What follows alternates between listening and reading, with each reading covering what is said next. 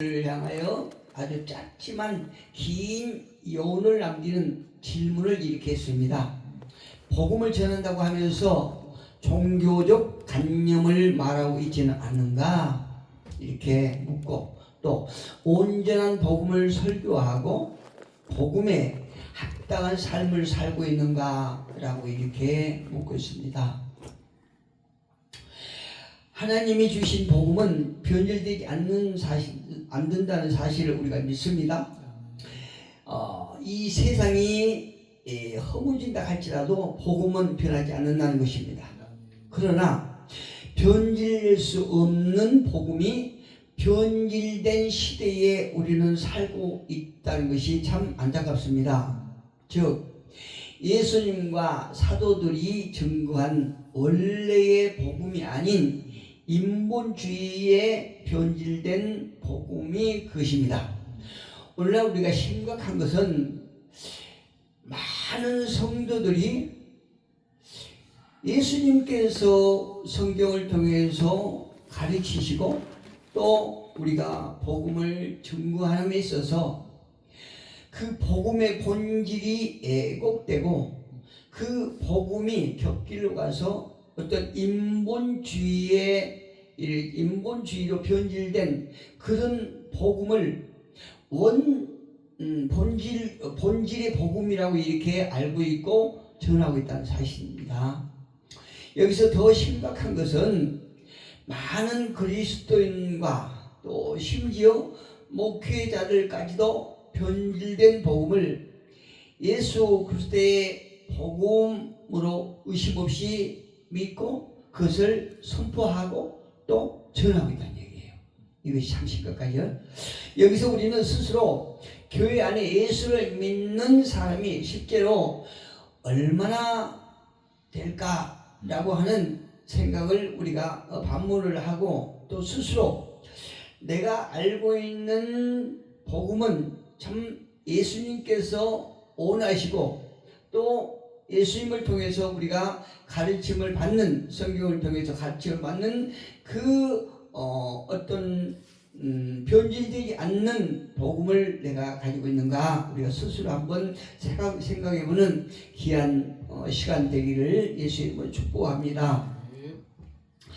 그러니까 성경의 핵심이고 또 기독교의 존재 기반이고 또 기독교 신앙의 진리인 변할 수 없는 복음이 변질된 것은 복음의 본질이 무엇인가에 대한 그 어떤 무지에서 온 것이 아닌가, 이렇게 저는 생각합니다.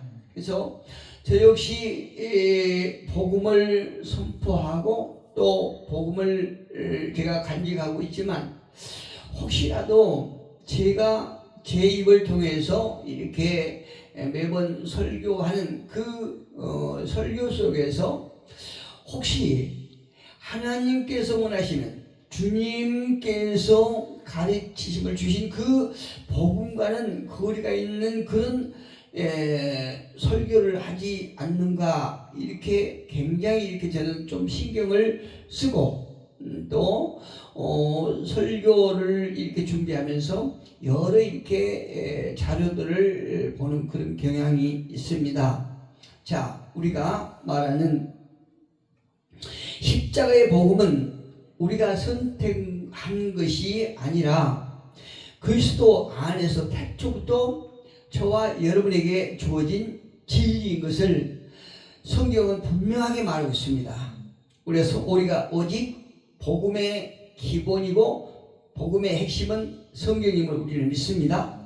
그렇다면 복음의 본질은 무엇일까? 즉 죽어 마땅한 인간을 위하여 사랑하는 아들을 십자가에 못 박음으로써 구원하는 복음의 본질은 무엇인가에 대해서, 본질은 인간을 구원하는 그 이상의 것을 말하고 있다는 얘기입니다. 성경을 통해서 우리가 흔히 알고 있는 하나님께서는 그 독생자를 이 땅에 보내셔서 십자가에 못 박으심으로 말미암아 인간을 구원하는 그 이상의 무엇이 있다는 얘기죠. 오늘 그것을 저는 말씀드리려고 합니다. 그 이상이 있다는 것을. 신약성경에 기록된 복음은 요한복음 3장에 보면 예수님의 말씀과 또 그 제자 요한이 기록한 어떤 두 개로 서술되어 있다고 저는 생각합니다. 먼저 요한복음 3장 16절을 보면 하나님이 세상을 이처럼 사랑하사 독생자를 주셨으니 이는 독생자를 주신 이유는 그를 믿는 자마다 멸망치 않고 영생을 얻게 하려 하심이라. 하나님께서 독생자를 이 땅에 보내신 것은 이 세상이 멸망치 않고 영생을 얻게 하기 위해서 하나님께서 당신의 독생자를 보내셨다는 얘기죠. 또 한 곳 사도 요한이 기록한 요한일서 4장 9절로 10절 오늘 본문이죠. 하나님의 사랑이 우리에게 이렇게 나타난 바 되었으니, 하나님의 사랑이 이렇게 나타난 것입니다. 하나님이 자기의 독생자를 세상에 보내심은 하나님의 사랑이 독생자를 통해서 이 땅에서 나타났던 것입니다. 그 사랑을 우리가 눈으로 볼 수 있는 거죠. 무엇을 통해서? 예수를 보므로 해서 하나님의 사랑이 예수님을 통해서 우리가 볼 수 있다는 얘기죠. 하나님께서 당신이 이 세상을 사랑하고 있다는 그 하나님의 사랑의 표현이 예수를 통해서 나타났다는 얘기입니다. 하나님이 자기의 독생자를 세상에 보내심은 그로 말미암아, 예수로 말미암아 우리를 살리게 하려고 하심이라, 이렇게 말씀하세요. 여기서 하나님께서 독생자를 보내신 그 핵심이 하나님의 사랑이라는 거죠. 하나님이 사랑하는 것입니다. 또 한 군데 보니까 요한계시록 1장 5절을 보니까 우리를 사랑하사 그의 피로 예수님을 십자가에 죽이심으로 죄값을 치르기 위해서 저와 여러분 또 이 세상 모든 죄인들을 위해서 그 죄값을 치르기 위해서 독생자의 피를 흘리게 하셨다 이 말씀이에요. 그의 피로 우리의 죄에서 우리를 해방시키고 예수님의 피로 우리의 죄로 우리를 해방시키기 위해서 하나님께서 당신의 독생자를 이 땅에 보내셨다, 이렇게 말씀하고 계시거든요. 여기서 우리가 알 수 있는 것은 이 세 개의 복음, 그러니까 요한복음 3장 16절, 요한일서 4장 9절로 10절, 요한계시록 1장 5절, 이 세 개의 복음의 문장은 이렇게 보면 지금 제가 어떤 그 핵심을 말씀드리면서 이렇게 오고 있는데, 그 핵심, 복음의 핵심 문장은 세 개에다가 똑같이 하나님의 사랑을 말하고 있다, 이렇게 말씀합니다. 할렐루야. 네, 하나님의 사랑으로 시작하고 있다는 것을 우리가 알 수 있다는 얘기죠. 네. 하나님께서 죄에 빠진 인간을 구원하신 것은 하나님이 세상을 사랑하고 계시기 때문이다, 이렇게 말씀하고 계십니다. 예수님께서 이 땅에 오셔서 하신 말씀과 또 제자 요한이 하는 말을 보면 하나님의 사랑으로 시작하고 있다고 하는 것을 우리가 알 수 있어요.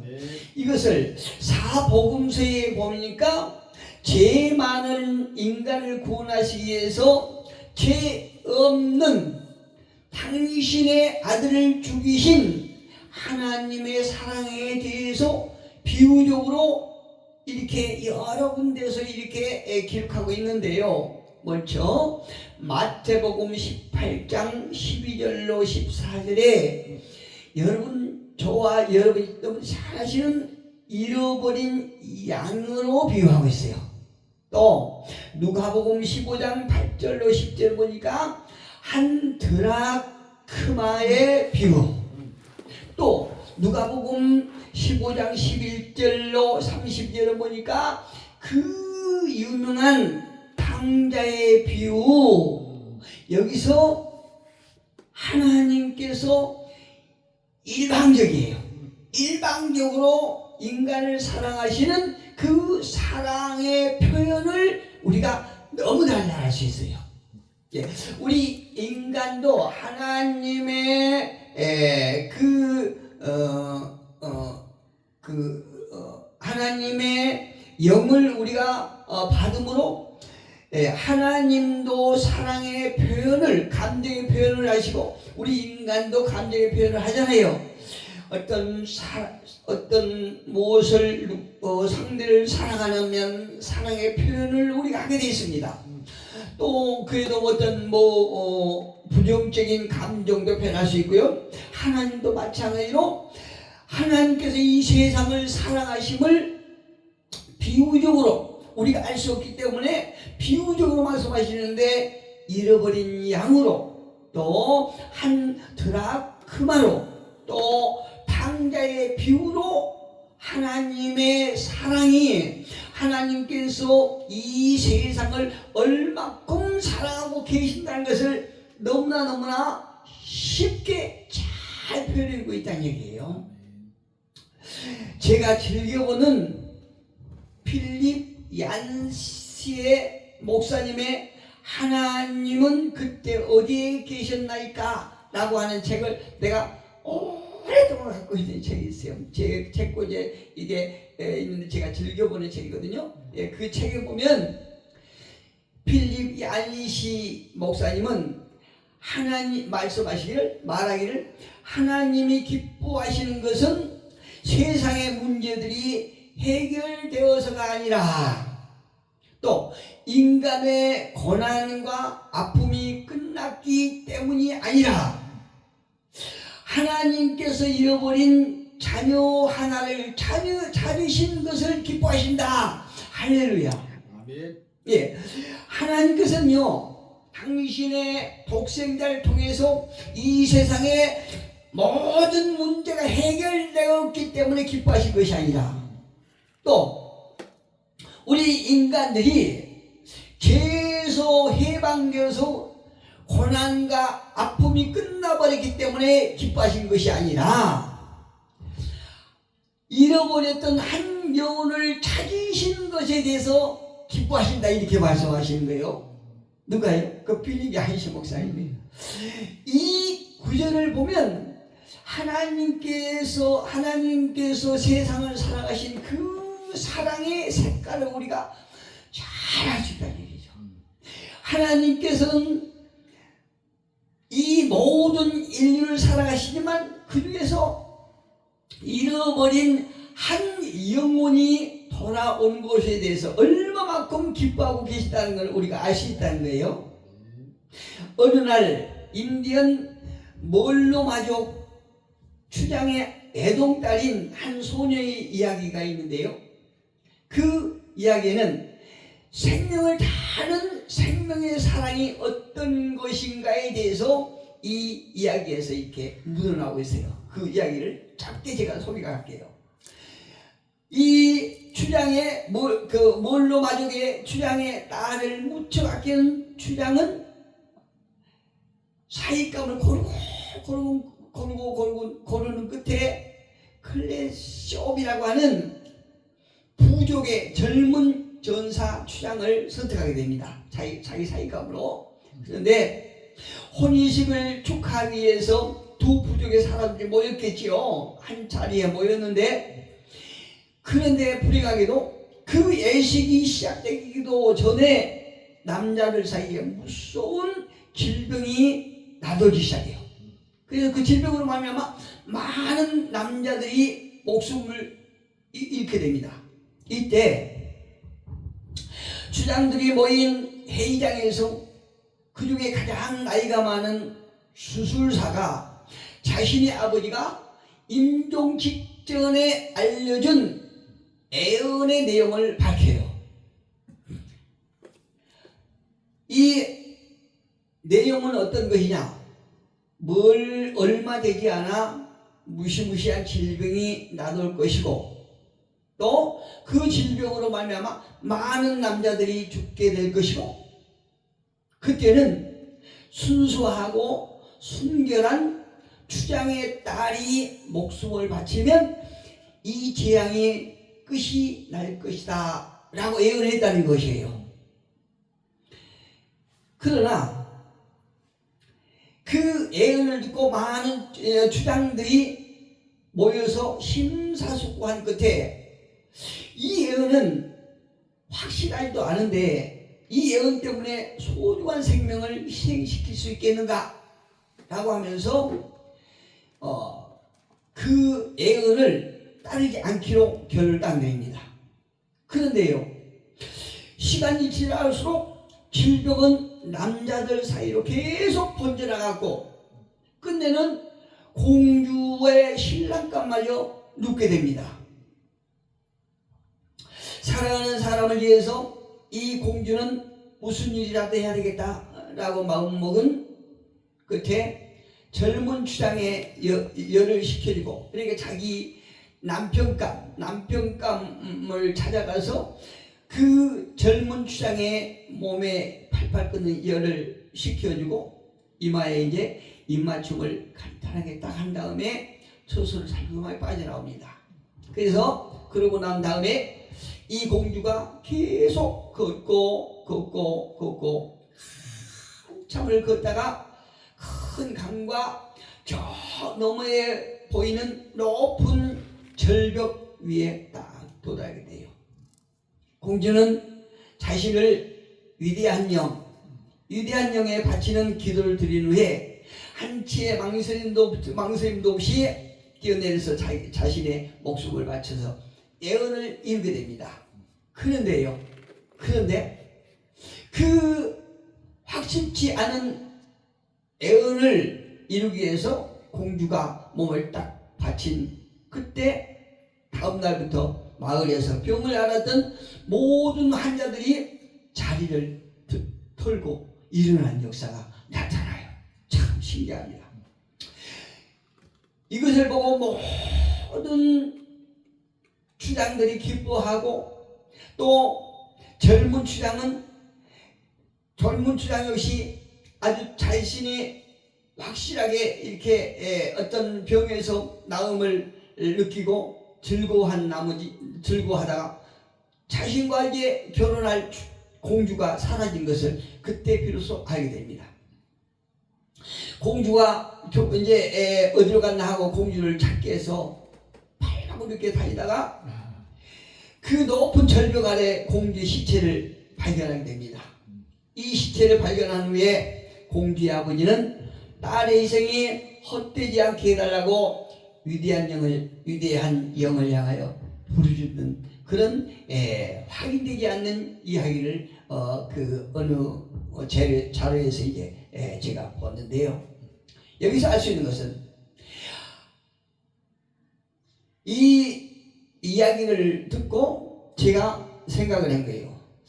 하나님을 어떻게 표현하는 것이 가장 합당한 표현일까? 이런 생각을 하게 됐어요. 여러분은 하나님은 어떤 분이라고 생각하십니까? 하나님을 어떤 분으로 부르고 싶으신가요? 하나님을 여러 가지로 칭할 수는 있겠지요.